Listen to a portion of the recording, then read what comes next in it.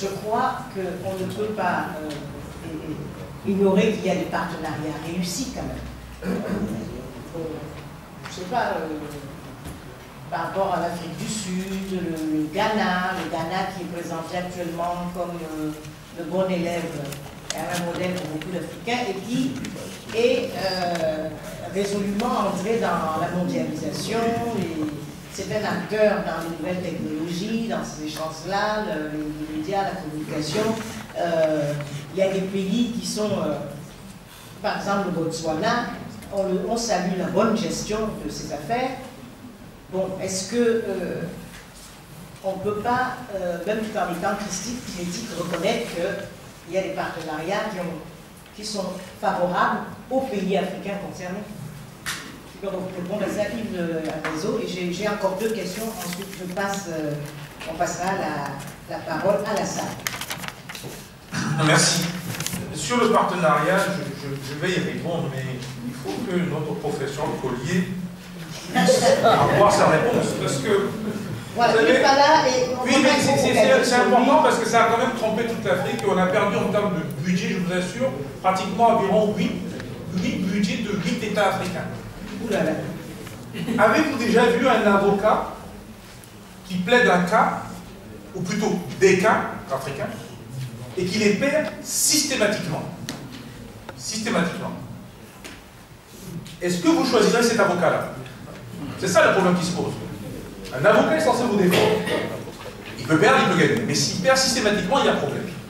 Alors, je reviens sur le cas Colas. Et je ne vais pas aller dans les détails. J'essaie seulement de vous montrer qu'il est très important que sur les sujets qui nous concernent, on a pris le moustiquaire, mais on aurait pu prendre l'or ou d'autres, ces sujets doivent être discutés par nos professeurs. Que ce soit aux Antilles, que ce soit en Afrique, que ce soit à Mayotte, d'où je reviens il n'y a pas longtemps, ça doit être discuté par ceux-là qui sont directement concernés. Et la solution émerge à partir de là. Parce qu'il y a un débat. Il y a la palabre, comme on dit. Quand ça vient de l'extérieur, il y a des agendas. C'est pas la même chose. D'où le fait qu'il perd comment se fait qu'il soit systématiquement consulté? Parce qu'il est appelé quand même. Demandez ça à la Banque africaine de développement, demandez ça à nos chefs d'État. J'ai été consultant pour un panel, je ne viens pas les noms, mais la plupart des 8 ou 9 chefs d'État étaient présents. Ils écoutaient ce qui vient de l'extérieur. Pourtant, on utilise les mêmes chiffres. Les conclusions sont différentes. La deuxième chose très importante, je ne veux pas m'étaler dessus, je connais Collier. La deuxième chose, je vais vous dire, sur le plan Marshall qu'il a fait, ce n'est pas une idée de Collier. C'est une vieille idée qui existe en Afrique depuis les années 60, qu'on n'a pas mis en place. Et je vous informe aussi que quand l'Union africaine, c'est dommage que M. Jean-Philippe n'est pas là, a demandé simplement qu'on puisse mettre de l'argent dans le cadre de nos institutions financières, Banque africaine de développement, Fonds monétaire africain, la Banque centrale africaine, pour monter à travers les convergences et les structures sous-régionales vers la monnaie commune, ces messieurs n'étaient pas présents. C'était moi, le chef des 72 experts qui ont commencé ce dossier. Et on a expulsé de la salle le Fonds européen de développement, la Banque européenne d'investissement, parce qu'ils justement, ils nous disaient qu'on avait pas besoin de ces banques. Et quel était l'objet? C'était un plan Marshall. Sauf que, au lieu de l'appeler plan Marshall, c'est structuré, c'est organisé. Il y a un côté budget national, il y a un côté banque centrale, etc. Donc, il faut faire très attention à des gens qui sont là et qui apparaissent comme des gens qui sont là pour vous aider, les avocats, mais qui perdent leur procès systématiquement. Je m'arrête là-dessus. Deuxième point très important, vous avez raison de souligner qu'il y a des cas de réussite, et il y en a même beaucoup. Seulement, le problème de la réussite, c'est qu'elle doit se démultiplier, elle doit pouvoir être exportée, copiée, améliorée. Vous avez cité Botswana, vous avez raison. Pays pauvre qui est devenu pays intermédiaire. Bonne gestion du diamant. Mais attention, ce n'est pas le diamant qu'on prend et qu'on exporte, c'est un diamant qu'on transforme. J'ai visité du Sud. Donc il y a une transformation qu'on appelle une chaîne de valeur. On regarde chaque chaîne de valeur. Quand je coupe le bois du Gabon, je peux l'envoyer comme une bille au Cameroun. Encore faut-il savoir qui est l'actionnaire principal. Je ne vais pas citer les noms ici, mais ils sont beaucoup français. Bon, alors à partir de là, je peux le couper. Qu'est-ce que fait Ikea? Mais c'est du bois découpé. Ils s'organisent avec quelques architectes pour vous dire, assemblez, vous avez un placard, vous avez un mur, vous avez... Pourquoi l'Africain est incapable de faire ça? On a les meilleurs menuisiers. Alors, ce que j'essaie de montrer, c'est qu'on ne peut pas dire ici qu'il y a une malédiction d'abord des ressources, encore moins de la technologie. Et je vais m'expliquer. J'ai eu ce débat plusieurs fois avec un général français d'ailleurs qui a fait un livre là-dessus. La malédiction des matières premières.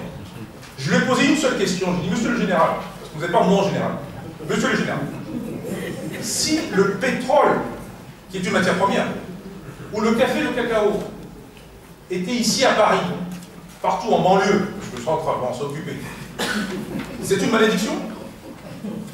Une malédiction? Si le pétrole était français, pour être précis, à Marseille, Bordeaux, c'est une malédiction ou pas? Voilà. Quand je prends un couteau, je peux manger comme je peux assassiner qui je veux. Donc le couteau ne peut pas être en cause.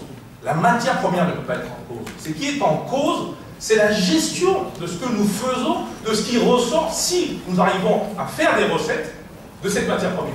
Et dans le processus de faire de la richesse, donc je vends la matière première, elle a bien raison de dire de vendre immédiatement et d'obtenir quelque chose. Mais ce quelque chose qui rentre, est-ce que c'est utilisé pour aller faire de l'hôpital, de l'éducation, de la santé, des routes, etc. C'est la question. Bon, maintenant, quand ce n'est pas fait, bah, écoutez, on a dit au chef d'État, mais écoutez, ce serait très intéressant que l'argent qui rentre dans le port du Togo, 50% part directement dans les hôpitaux. Ça a été rejeté.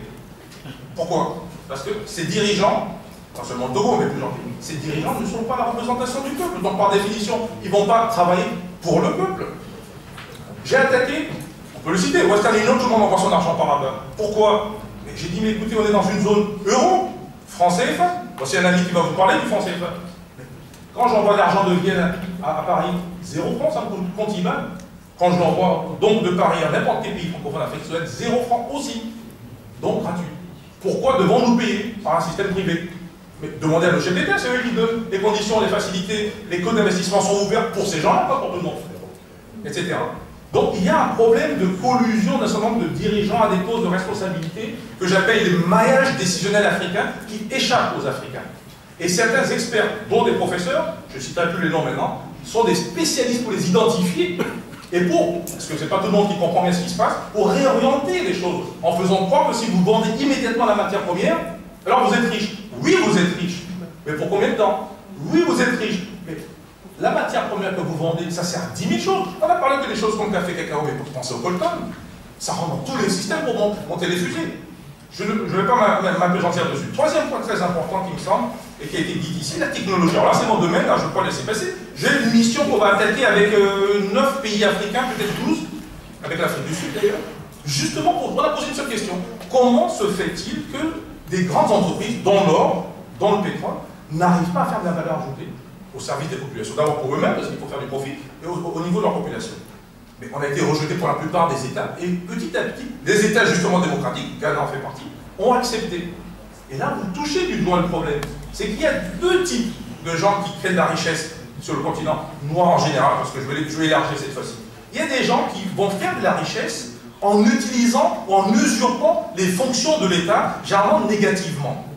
Mais bien sûr, comme ils distribuent à tout le monde, et que tout le monde a un peu faim, on finit par se taire. Il y a une deuxième catégorie qui essaie de le faire par une transformation, une création de la productivité, de la valeur ajoutée, et le parcours est beaucoup plus difficile, bien sûr, mais il fonctionne. Vous imaginez, je suis en Autriche, je connais aussi la Hollande, si nos femmes africaines, on parlait du Mali tout à l'heure, le Mali ne transforme que 3% en fait du coton, pour la formation. Et le Mali, la compagnie s'appelle CMDT, Compagnie Malienne de Développement du Textile. Elle s'appelait avant Compagnie Française de Développement du Textile. Et pendant plus de 12, 15, 20 ans, il n'y a pas eu de transformation française. Alors, suivez bien le regard. Et à partir de là, 30% jusqu'à aujourd'hui. Et ces gens-là, on leur demande, mais pourquoi? Et qu'est-ce qu'ils font? Ces femmes, c'est des commerçants, ils vont en Hollande, ils vont en Autriche, pour acheter le bazin, pour acheter le textile, le voilage, etc. Ils mettent un paquet d'argent, on a compté, ça faisait au moins 8 usines. Le Mali aurait pu avoir. Rien que le Mali, je ne parle pas des autres. Un point qui a touché mon ami, au fond, sur la notion de l'OMC, l'Organisation mondiale du commerce, pourquoi les Africains de ces pays n'ont pas soutenu, ou plutôt, n'ont pas accepté, parce que le Brésil a payé pour faire un procès aux États-Unis. Il a gagné. Pourquoi ces 4 pays n'ont pas accepté tout simplement de signer, de participer avec le Brésil pour condamner les Américains? Ben, c'est très simple. Les Américains vous téléphonent et vous disent, vous savez, l'aide au développement que vous recevez passe par le FMI. Je contrôle le FMI. Si vous signez ce truc-là, je coupe l'aide.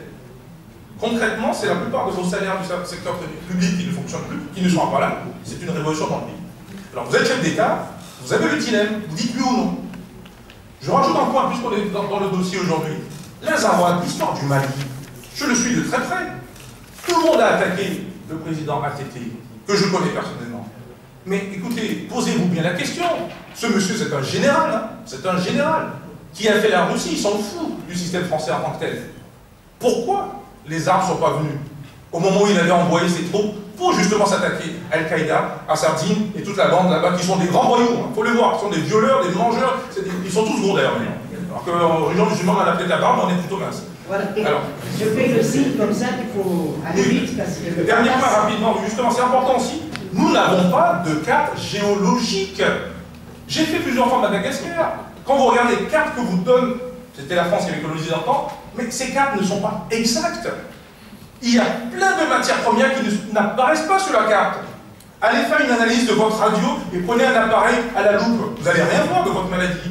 Prenez un IRM, il y a des médecins ici, ils vont vous dire, mais on voit tout. C'est la même chose pour une carte géologique. Alors quand on dit qu'il n'y a rien dans l'Azawad, c'est faux, archi faux. Quand on dit qu'il n'y a rien en Érythrée, c'est faux, archi faux, il n'y a que de l'or. C'est même eux qui financent tous les gars de Somalie aujourd'hui qui foutent la pagaille. Donc il faut avoir les bonnes cartes. Il faut voir les bonnes cartes, il faut savoir ce qui se passe au sous-sol. Et on peut le faire. Alors, la rencontre avec la modernité, je ne pense qu'on puisse dire ça. Ce n'est pas la rencontre avec la modernité. La modernité, elle est neutre en soi. Et d'ailleurs, l'Afrique elle-même, si vous regardez l'histoire ancienne, elle est allée vers la modernité. Mais il y a des gens qui l'ont stoppé. La boussole n'y est pour rien. C'est pas la boussole qui nous a colonisés, au contraire.